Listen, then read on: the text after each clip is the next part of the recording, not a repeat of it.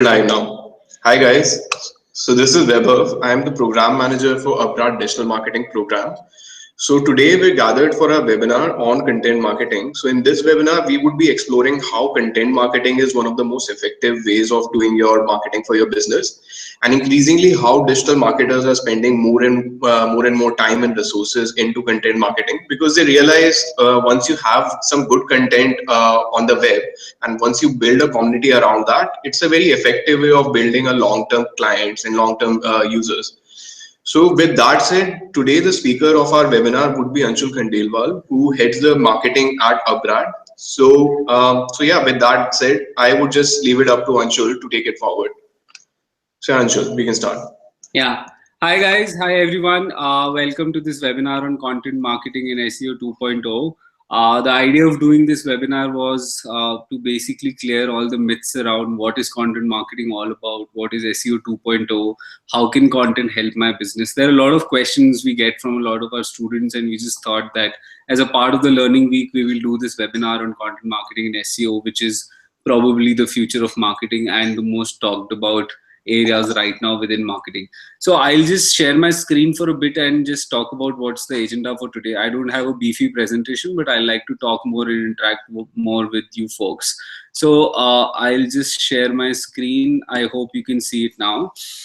So basically, this is what we are going to cover in the webinar today. The first thing we're going to cover about is a lot of people have questions on how do you think about which type of content themes will work for you. How do I even start thinking about content? Why do I need content in the first place?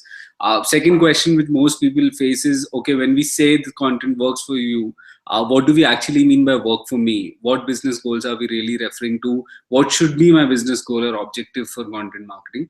The third thing is, how do you know which topics will work best for you? And the last and the most important part of it is how do you plan and distribute this content, which is almost 60% of the work you need to do, post you write the content.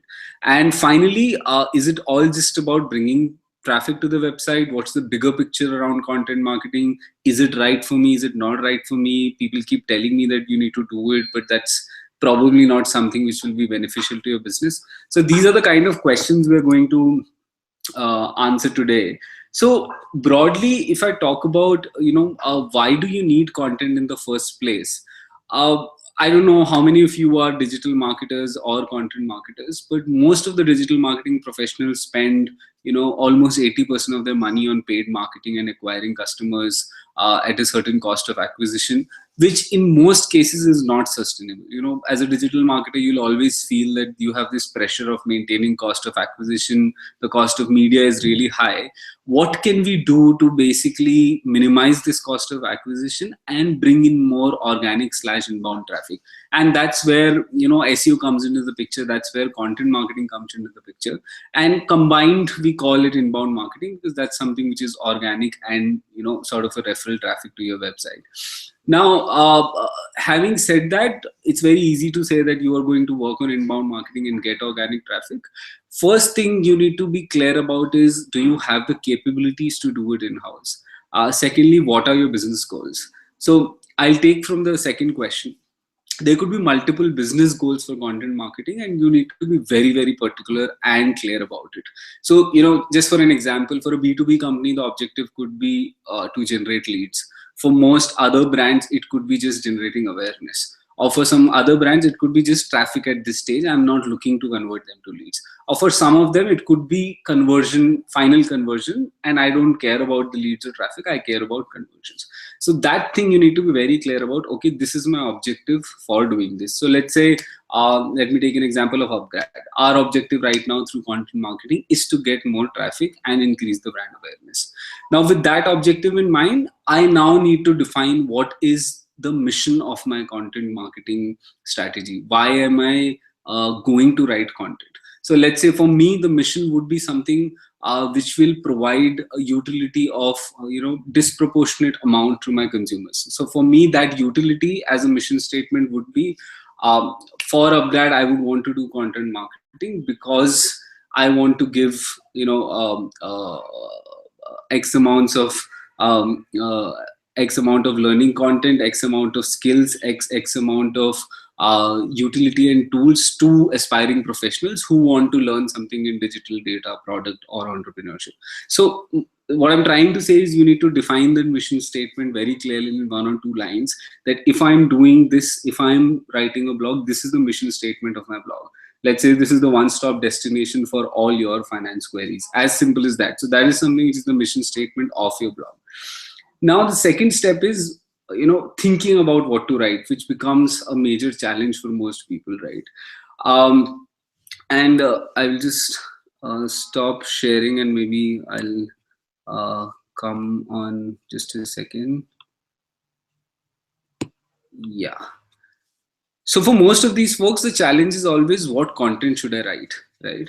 So the first steps of writing content, I would say, is figuring out 3-4 different things. The first one being, who are you writing for? The second one is, what utility this content is going to provide this guy, and the third is, how is it going to help me? And which the point to note here is that how is it going to help me is the last one. The idea is that it needs to be completely altruistic in nature. In the sense, content marketing is all about giving as much value as you can to the consumer, and expect some profitable action in future, not right now. So the idea is to help him as much as you can, write as much utility content as you can, give him value which is relevant for him, and then expect that he will, do some profitable action for you, right? So hence the first step is being very clear that the content needs to be of certain tonality or certain utility. So let's say you say that this, I'm only going to write problem solving or utility content for these particular type of people who fall into these 4 personas. So let's say first person who has issues with finding travel options. This is my persona number 1. Persona number 2, a girl who is a travel freak and wants to explore more places to travel. So you write down those customer personas, and for each one of them you need to think, what is the maximum amount of utility I can provide to this guy? Once you answer that question, let's say for persona A, the kind of content I need to write is problem solving content. For persona 2, the kind of content I need to write is utility content. For person 3, the kind of content I need to write is inspirational content. So there are a lot of types of content, right? It could be inspirational content, it could be a point of view, it could be an opinion article, it could be a how-to article, it could be problem solving. But more often than not, utility content is something which will give you long-term SEO benefits, which will give you long-term traffic and long-term conversions as well. So first step is identifying the personas, like I said. Second step is, okay, basis those personas, what type of content do I write? The third step is even going, deeper into it. Okay, if this is the persona, just draw his consumer journey map and see, okay, if he's in top of the funnel right now, where he's looking for one particular product, is in market, but has not decided which one to take. Or is he currently in the middle part of the funnel, where he has decided he wants to buy this product, but has not decided where does he want to take it from. Or he's at the last stage where he's doing the final evaluation and cross-checking whether this product is the right fit for me or not. At each of these 3 stages, these people will have various types of questions, and they'll be very different from each other. Let's say top of the funnel, his questions might be, how do I solve this problem? Mid funnel, the question might be, is this better or that better? Bottom funnel, the question might be reviews of one particular product. So at each of these particular stages, then you need to map persona, funnel stages, and then the type of the content you are going to write. So very simple matrix: persona, funnel stage, this is the type of content I'm going to write, right? And again, within this also there are 2 types of content. One would be highly SEO driven content, which is evergreen in nature. So one type of content you would be writing is something which gives you lifelong organic and search traffic, right? For which you need to focus on what are people actually searching for, what are their current issues, and something which will be an issue for any consumer, in that funnel. So let's say and that traffic is always going to be evergreen for you. For years, you will reap the benefits of that traffic. Let's say today I write an article on how do I use a screwdriver. I make a video, I make an article, I make an infographic, I make a case study, I make all of those pieces of content out of it, and it goes, as a utility article on my blog, and it's distributed everywhere. Now, that is a question which these consumers or future consumers will always have, let's say at top of the funnel.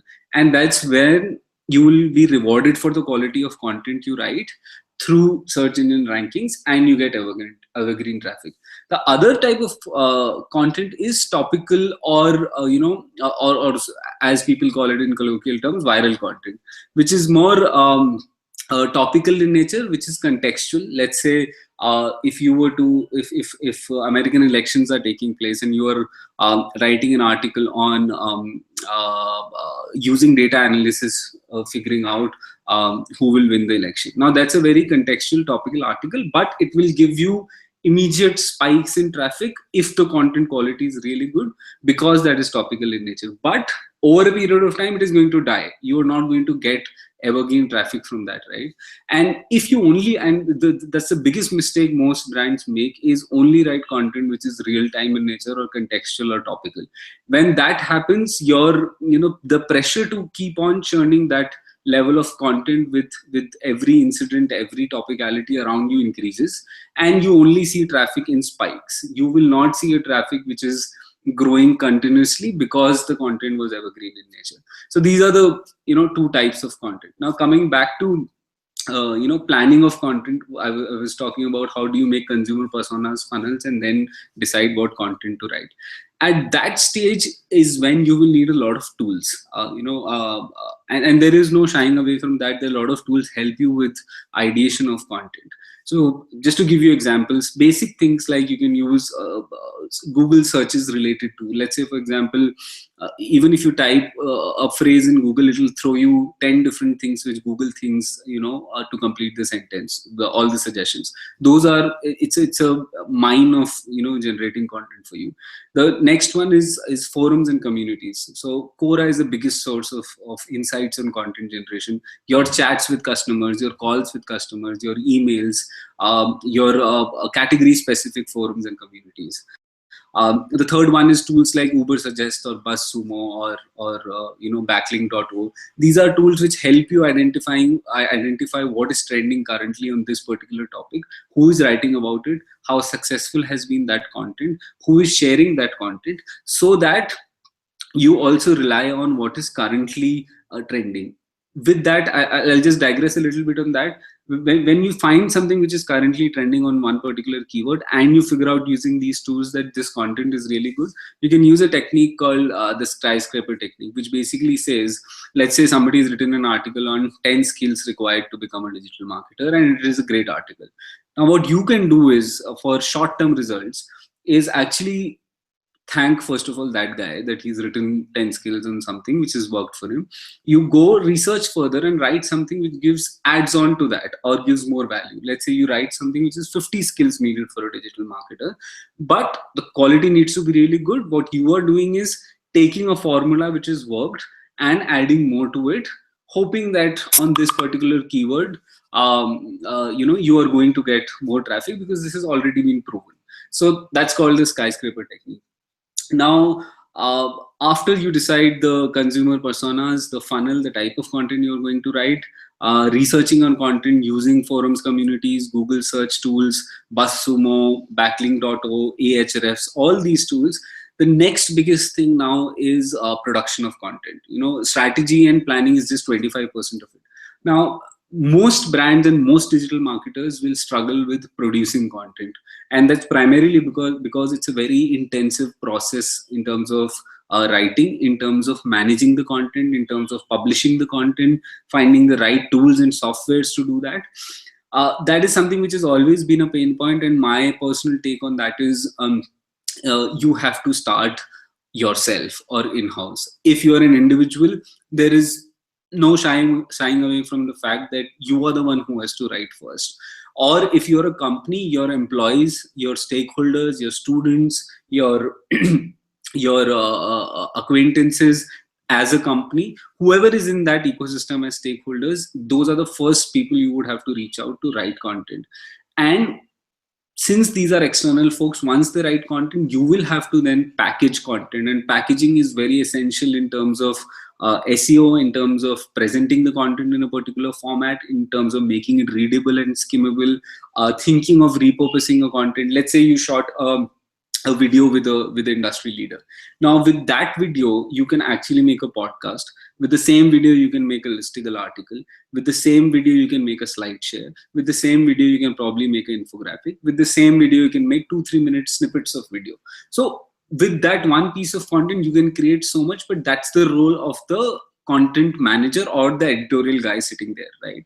So within that ecosystem you are the most important guy, because hiring freelance writers or building a team of writers in-house is more or less not beneficial, especially in India, because the quality of writing actually is not that good. You will not find that great writers in India. And secondly, for B2B domains, for example, that level of understanding of subject matter will always be missing. You can't hire a freelancer and ask him to write on data analytics, for example. So you will have to reach out to, and it's more like a journalist job, that you reach out to the subject matter expert. You have the structure in mind, you know what needs to be communicated, you know what the tonality is. This guy is just giving me the meat and then I package it. So that's the big part in between, which is content production, packaging, and repurposing. That's where you need to really focus to produce content. Now this is just the first 50% of content marketing. Right? The next 50% is the most important and the most misunderstood part of content marketing, or overlooked part of content marketing, which is distribution and promotion. It's almost like saying that I bake great cakes, but I don't, I'm not going out and promoting or distributing them, and then blaming that sales are not happening. So once you write content, that's where your struggle and journey starts, is to how do I distribute and promote this content, and finally get results from it. For that, again, first step is own channels. You have to really use your own channels very, very intelligently. All your social channels, all your email channels, all your website channels, all your consumer channels. You need to be very intelligent about how, where, and when do you plug content using your own channels. That's first part, which will give you some traffic. If you're a large community, you will get more traffic, but otherwise it will be more or less very low traffic till your community becomes too big. The second most important part is earn traffic. That's where you actually build relationships with people outside your consumer base, with stakeholders like bloggers, influencers, people who have been writing on that particular topic for long, people who are influential in that particular domain. There are multiple ways to reach out to these people very selflessly. You just say that, boss, I've been reading your blog, or I've been reading your website for a long time. This is an article I really like. By the way, I have also written something on this particular topic. I would like to get your feedback on this. Now, this is just the first step. And there will be a lot of people, you will be surprised to actually, see that these people are listening to you and actually reading your content. And 1 out of 10 cases, they might give you a link on their particular blog. By link, backlink, I mean, they basically, while they are writing, you'll be, top of the head, they will remember, okay, this guy had written something which is valuable. Why don't I link it back to his content? And that's the victory which will take you places, not just by one link, of course, but building relationships with these guys. And let's say on that beautiful piece of content, you got 10 links, it is going to increase your search engine rankings by leaps and bounds. And that's where you will hit gold, where you'll start getting evergreen organic traffic like I talked about. But the struggle here is, and one thing which you really have to keep in mind is, needless to say, is quality of content. Now, there are multiple ways to define quality of content. I will put it very simply. Judge your content by, is it something which you are going to share and tell your 10 friends about? Are you proud of that piece of content? If not, you can say with 100% probability that the consumers won't be either, right? The second test is this piece of content providing disproportionate value to that consumer? And the reason I'm saying disproportionate is because you might be providing some amount of value which already exists in the system. If you write about what is digital marketing, these guys will have 1,000 resources to learn about it. But on the same topic, or rather a new topic also, are you providing value which is disproportionate in nature? You have gone all out to research about it and give something which is so valuable to you also, and you are proud of writing that. That is going to be disproportionate for that consumer. So, and you are giving it for free. So for him, you are adding a lot of value, and then you can expect that he becomes a part of your community, and over a period of time you monetize him, and he takes a profitable action towards your brand. But the foremost first step is to build that community, and now building that community again is, it requires a lot of consistency in writing, it requires a lot of relationship building with your own readers. It's very fancy to say that I'm building relationship with my readers, but actually truly what you're doing with constant communication, constant flow of content, is setting expectations with that person and building some associations in his mind about your brand. That this is the guy, every Monday he comes up with an article, or this is the kind of content this guy writes, he will have some association, right? And over a period of time, that community is going to reward you not only with monetization, but also further bringing in network effects and expanding the community. So I talked about, sorry to keep it crisp, I can't talk about content marketing, all of it in 30 minutes, but this is what I think was important. First step, I'm just reiterating and summarizing everything. First step is objective of why you're doing that. What competencies do you have? What business objectives you're going to solve with? What is your mission statement for content? Third is ideation of content with respect to your consumer funnel, tonality of the content. You need to be very clear about that.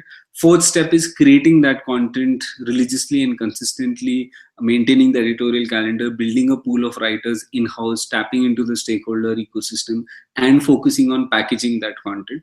And the fifth step is distribution and promotion of that content on your own channels, on channels with influencer and bloggers, and maybe paid channels if required, but that's your call to decide whether this piece of content deserves paid marketing or not.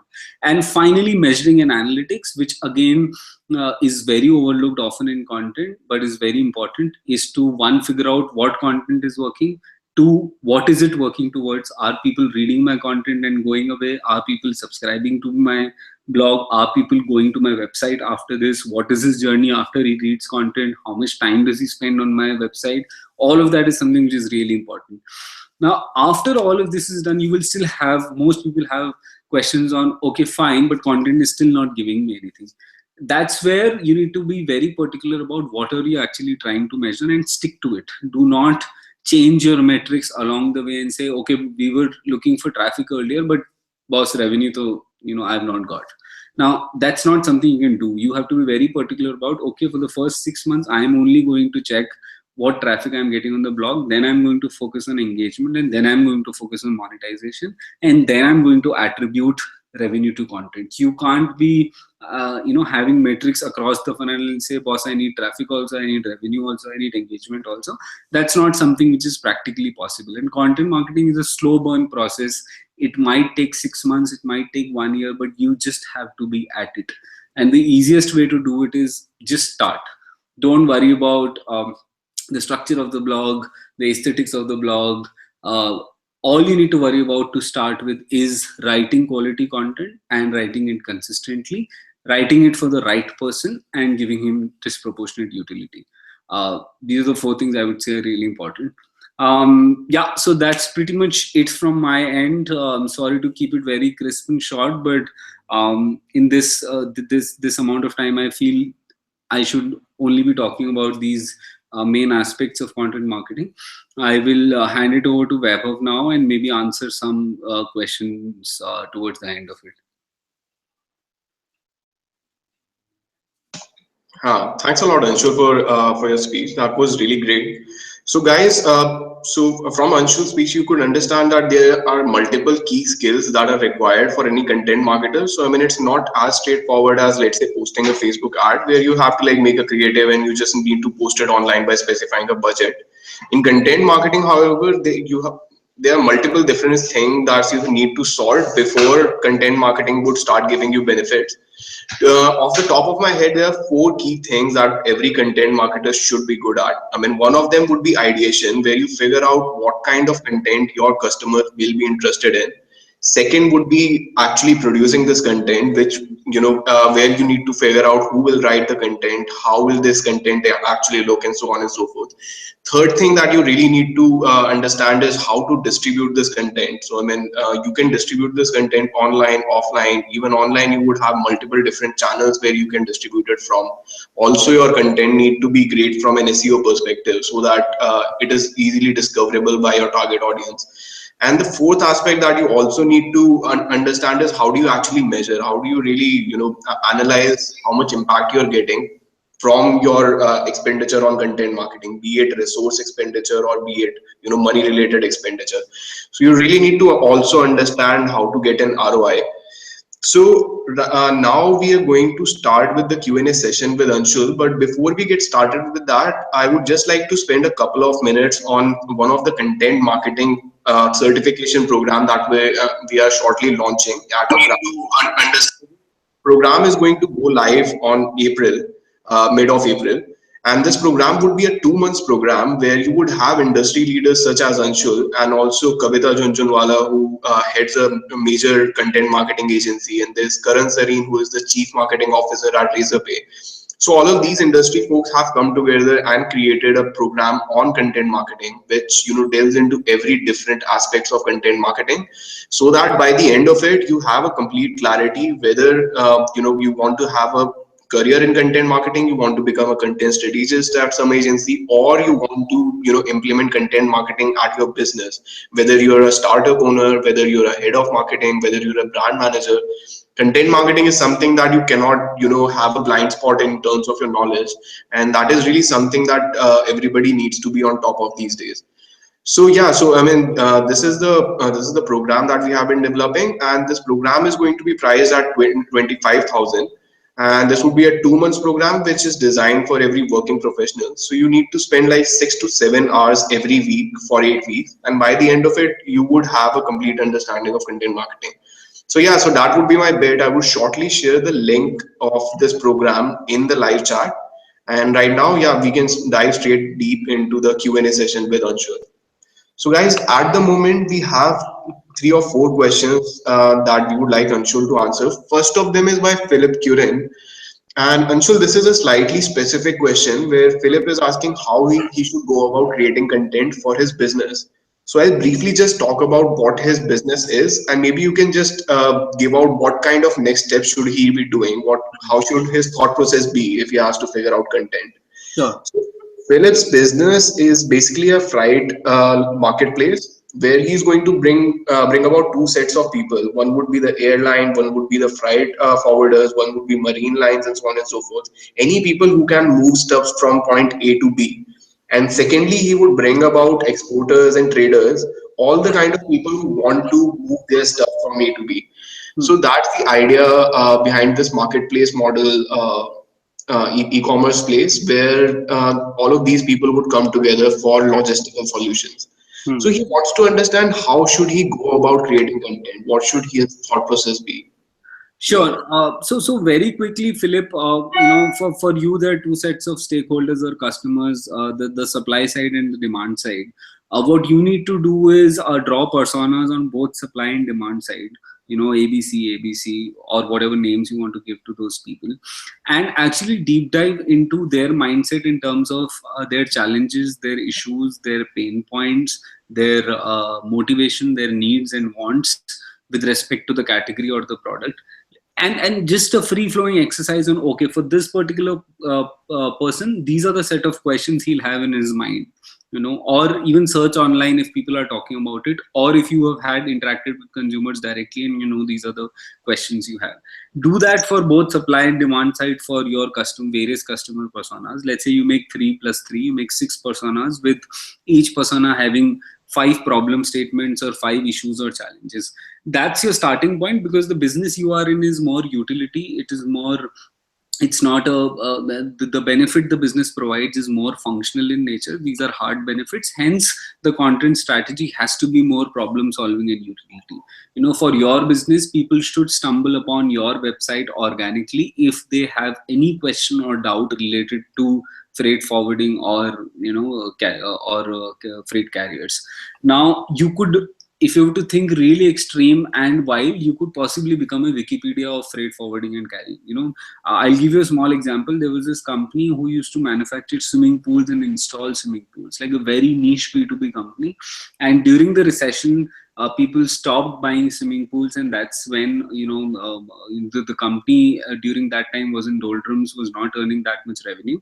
Uh, and the CEO was very adamant on content marketing, and he just thought that let's try something. What he did was, irrespective of the recession, he actually made a very beefy FAQ website, or sort of a Wikipedia on swimming pools, which is very niche. Nobody will even think about it.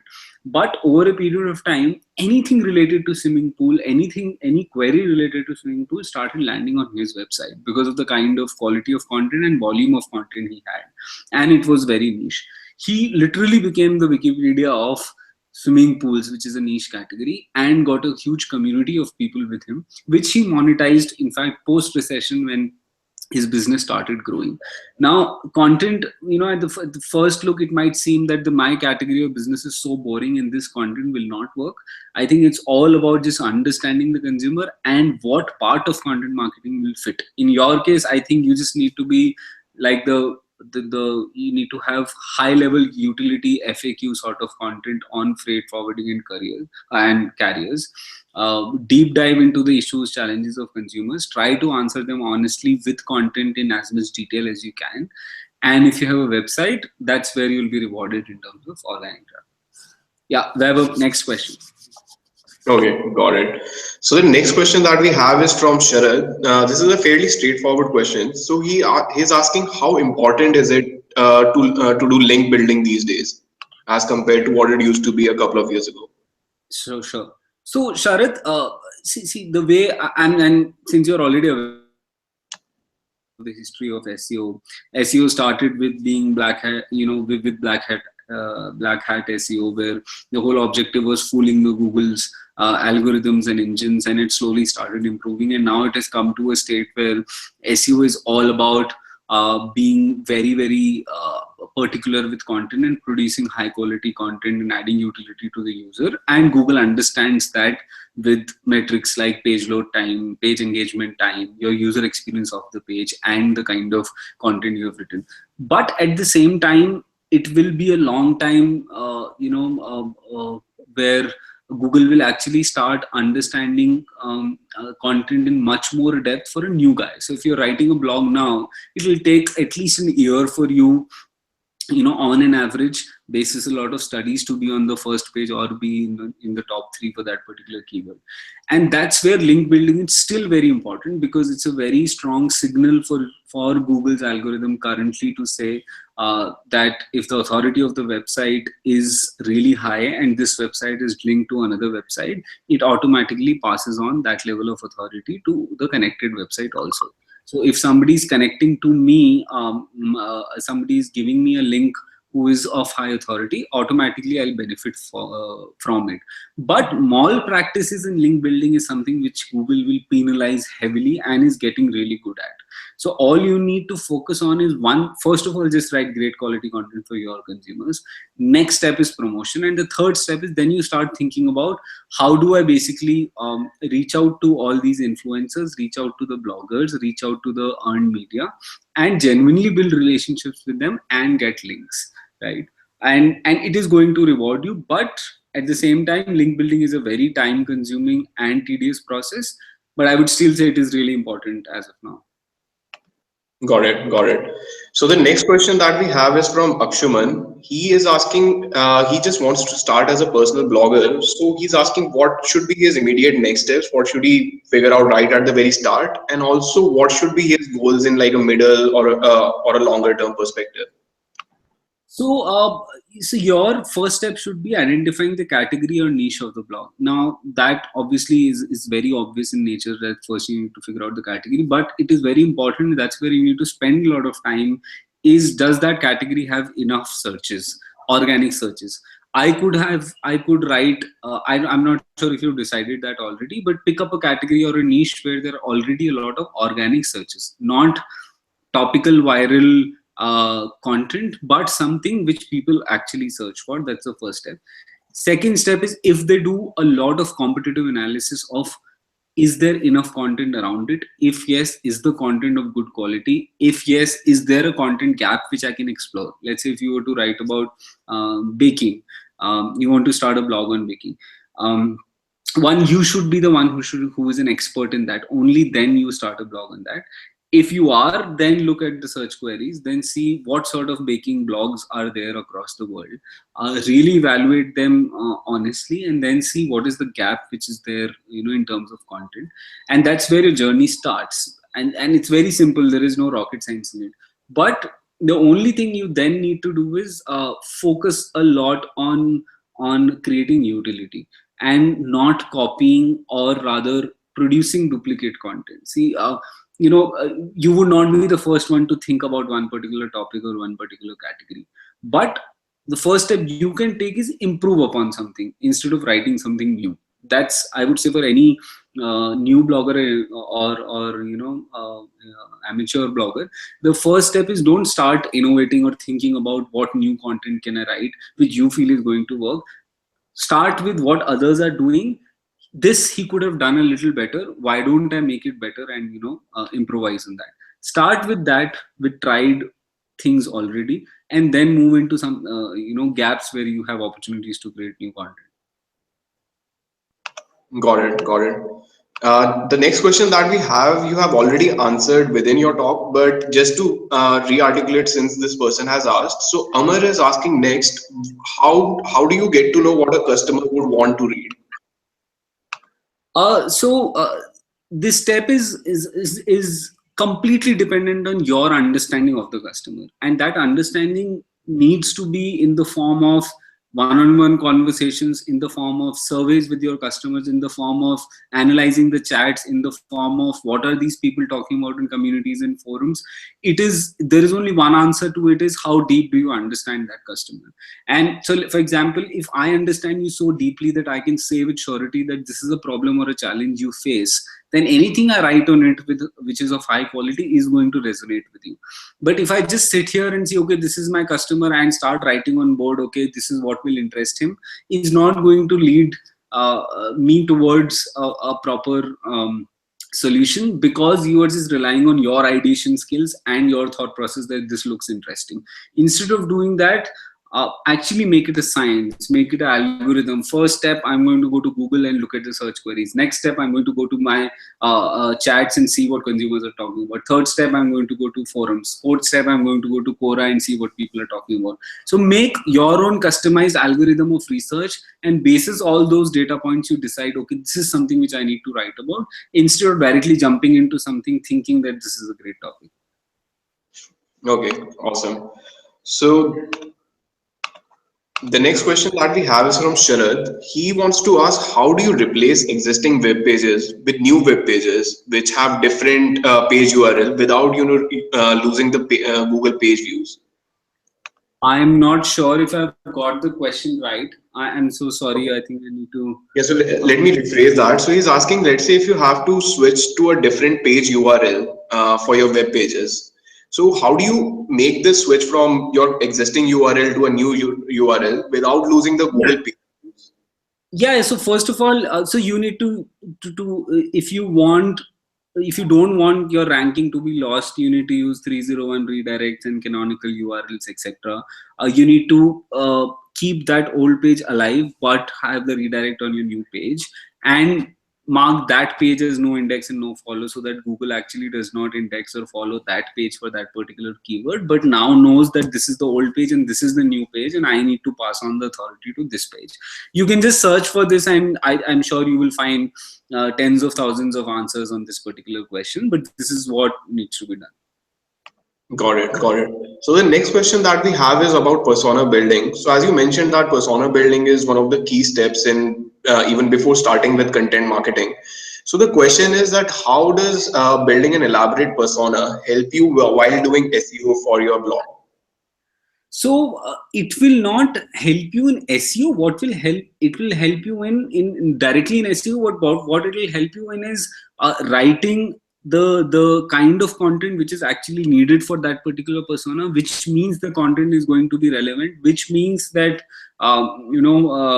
effectively you are going to get higher engagement on that piece of content for that particular user.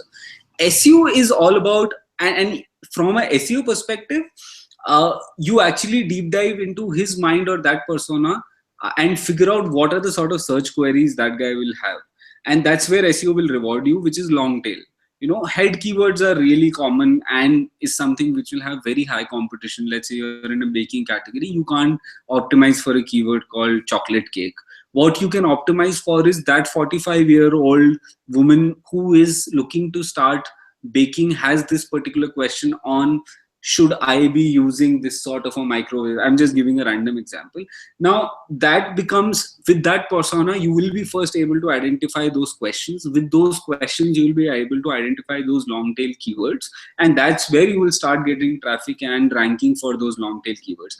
Otherwise, if you don't do that persona building, you will be posing questions or writing down questions which are very generic in nature and which are mostly at the head of the thing, versus actually deep diving into that persona and changing questions for these particular type of people. It will just really help you in expanding the horizon and the number of keywords or queries you can optimize on. Got it. So the next question that we have is again from Amar. This time he is asking that what kind of content should he go for while for his business. Should he go for text based content? Should he go for image based content? Should he go for video based content? So how should he take So, that decision? to be very honest, this is completely dependent on what kind of audience you're looking at. And number two, more than that, it is all about experimentation. There is no direct answer to it. But yes, there are trends which say that people do not have that much attention span these days. Text content is dying. You will read a lot of this. But at the same time, for SEO and for Google, you need that text content. So the truth of the matter is that you actually need multiple formats of the same piece of content in order to cover all sorts of consumers at all different touch points. Now that's the ideal situation, but that's what I would do if one of my pieces of content is really working, which is an article. I will convert it into a short video, put it on YouTube. I will convert it into a SlideShare and put it on SlideShare. I will make an infographic out of it and basically touch the consumers at all these touch points. But taking a direct call on whether I should go for image, video, text is not something which has a simple answer. One more way to look at it is, what are you good at? What are your competencies? If you are good at making videos, start with that. If you're good at writing, start with that. For example, for us, video is our strength, and we realize that writing requires a lot of resources, time, and cost. What we will do rather is use our existing video content or use our video competencies and focus on video content, because YouTube again is almost like a universe in terms of search queries and is the #2 search engine. So a lot of SEO can be driven from YouTube as well. Great. So we have one more question. This time, I'm so sorry. I won't be. My battery is dying, and somehow it's not. I'm charging. not connected Okay. to right now. Yeah. So I'm so sorry, but I don't think I don't want to end it abruptly. So I won't be able to take any more questions. Maybe we will respond to them on emails. But I'm so sorry, guys. There's something wrong with my. Yeah, Laptop. definitely. So we have just one more question from Manish. So I'll share this with you on email, and maybe we can respond to Manish over the Sure, email. sure. Thanks, people. Okay, so thanks guys. Thanks a lot for joining in. I hope this session was insightful for you, and we would keep on organizing such session in the futures. We hope to see you joining on these sessions as well. Thanks a lot. Bye bye.